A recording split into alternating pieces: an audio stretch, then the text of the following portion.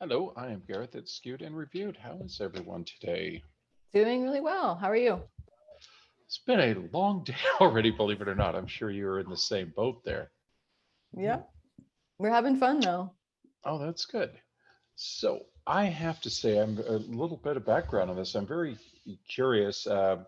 I was thinking about it the other day, going back to San Diego Comic Con, sitting in the room the first time I heard of the show, watching the first two episodes there.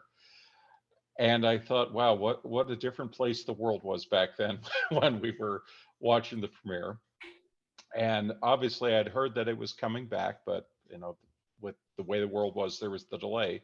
And the first thing I thought of was, how long did you have to wait from when you knew it was coming back to when you could start production? What, like a year and a half, I think. Yeah. We had finished writing the second season before the pandemic lockdown. And then we were getting ready to shoot in April. And then there were all kinds of delays because of the lockdown, figuring out how we were going to actually film it during COVID. Um, so we started writing the second season while we were finishing the first season.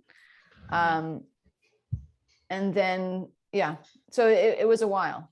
It was quite a bit of time.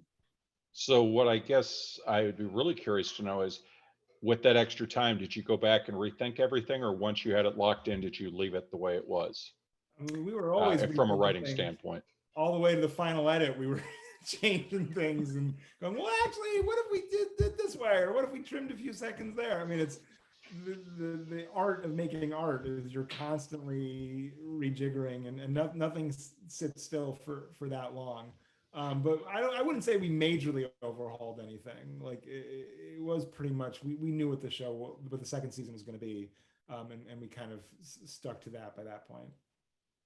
That must have been really frustrating. And I'm curious, when you went back and you were able to start filming again, did you find the technology that you used for the look of the show had drastically changed in the time? Because the engineers, they were keeping busy fiddling away with stuff during this time.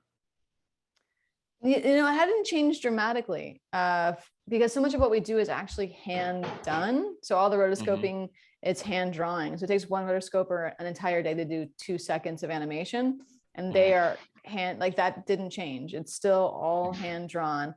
So they're using the Wacom tablets. They're using that same technology. I think in Amsterdam at our studio Submarine, our painters were still hand painting every single background and taking them 4 to 5 days to paint every single background that you see. Wow.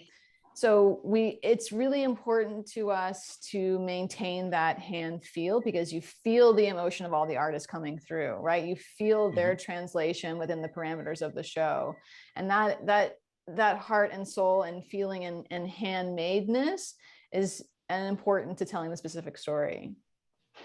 It has such a unique look. I remember that was the first thing that really jumped out when I saw it for the first time. And then the whole time I'm watching it, I was engrossed by the story, but I'm like, how did they do that? And I was sitting there going, okay, so you have the live actors but then it's like, well, wait a second, maybe it's CGI with motion and, back and forth and all that. And it was like, and then the greatest thing was, after a while, it just seemed so natural. It was just Yeah. such a fluid transition. And it was like, I'm in this world. I'm not even noticing the rotoscoping.